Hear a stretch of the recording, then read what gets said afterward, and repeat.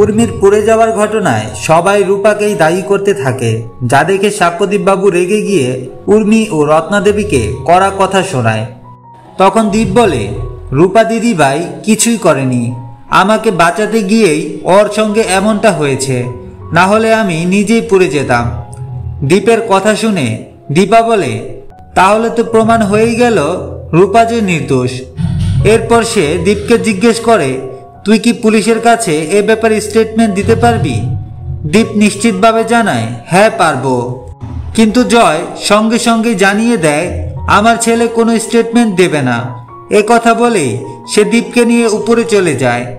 এরপর সাক্ষ্যদীপ রূপাকে সঙ্গে নিয়ে বাড়ি থেকে বেরিয়ে যায়। কিছুক্ষণ পর পুলিশ আসে, কিন্তু উর্মি সব সত্য জানার পরেও পুলিশকে জানায়, আমি এখন কোনো স্টেটমেন্ট দিতে পারবো না। পুলিশ এরপর ঘটনাস্থলেই সেখান থেকে চলে যায়। পুলিশ চলে যাওয়ার পর দীপা উর্মিকে প্রশ্ন করে, তুই কি আমার মেয়েকে যে কোনোভাবে শাস্তি দিতে চাচ্ছিস?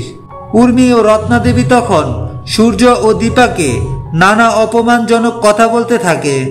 ওইদিকে রূপা সাক্ষ্যদীপকে বলে, তুমি আমাকে বোর্ডিং স্কুলে পাঠিয়ে দাও।